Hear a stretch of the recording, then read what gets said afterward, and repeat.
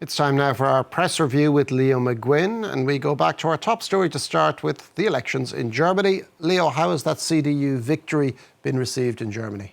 I'll start with the Tagesspiegel, Oliver, which is considered one of Germany's more liberal mainstream papers. Their headline, that Friedrich Merz, leader of the winning CDU, faces a difficult government formation despite that win. They say that now the election is over, it's all about one thing, speed, noting that Europe's strongest economy simply can't afford to be left hanging in the search for a new government. And that's a sentiment echoed on the front page of Süddeutsche Zeitung this morning. They have the quote, "The world out there is not waiting for us." The headline in the Frankfurter this morning, which is a more centre-right paper, focuses on the fact that Merz has said that he wants to form a government by Easter. That's currently 55 days away. So it goes to show just how difficult forming any sort of government is going to be. Inside the paper this morning, they posed the question, what next for the Free Democratic Party? Of course, they were part of Scholz's traffic light coalition governance.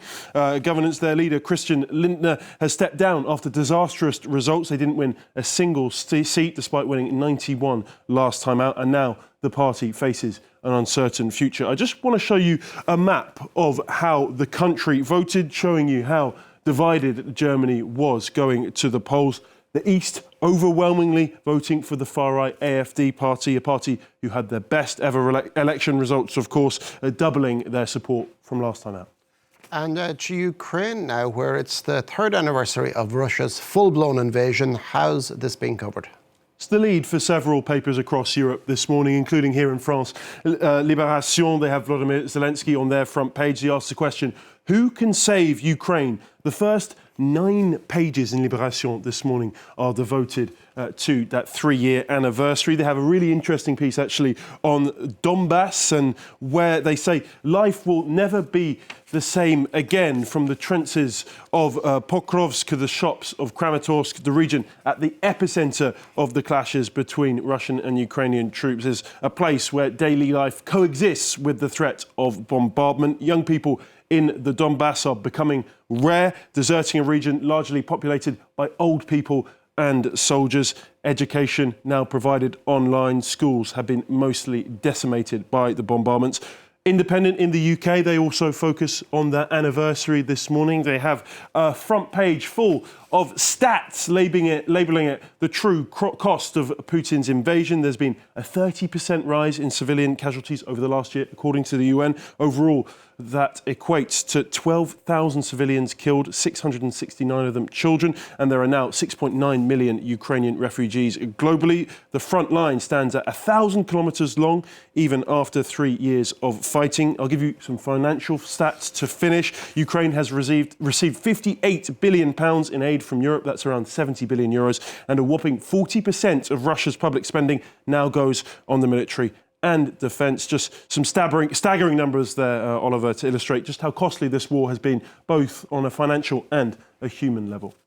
And you've also found a couple of interesting pieces this morning, Leo, on the pros and cons of weight loss drugs. Do tell us more. Well, there's this piece in the Washington Post. They tell us that weight loss drugs aren't just slimming waists, they're shifting the economy. In fact, the impact of Ozempic and similar drugs is expected to be so significant in the US that the chief economist at Goldman Sachs predicts that if 60 million people take the medicine by 2028, GDP would be boosted by 1% or several trillion dollars. The analysis is based on the idea that healthier people mean a healthier workforce and in turn lower health care costs.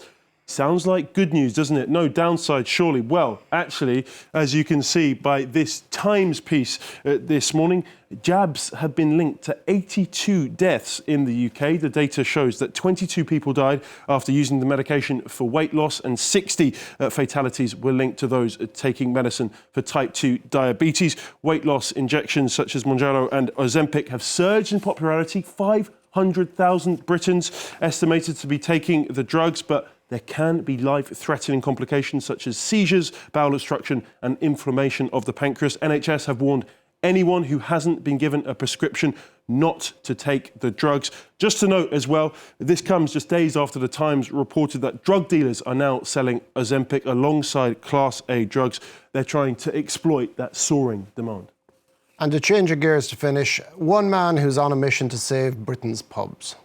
Well, that man is Dale Harvey, and he's undertaking the rather heroic task of drinking in every pub in the UK, as reported by The Telegraph this morning. He began the quest in 2022, putting in 11-hour shifts, as he calls them, 4 days a week. So far, he's drank at 5,000 pubs. Sounds like a lot, but he's still a long way short of the 39,000 pubs estimated to be in the UK. This isn't just for fun, we have to point out. Harvey is doing it in order to throw his support behind British pubs. He's chronicling his journey online. He's got 100,000 followers. He's encouraging them to do the same because he used to be a pub landlord and he saw how COVID decimated the industry in the UK. Between 2000 and 2019, the UK lost 13,000 pubs, and that rate has been accelerated by the pandemic.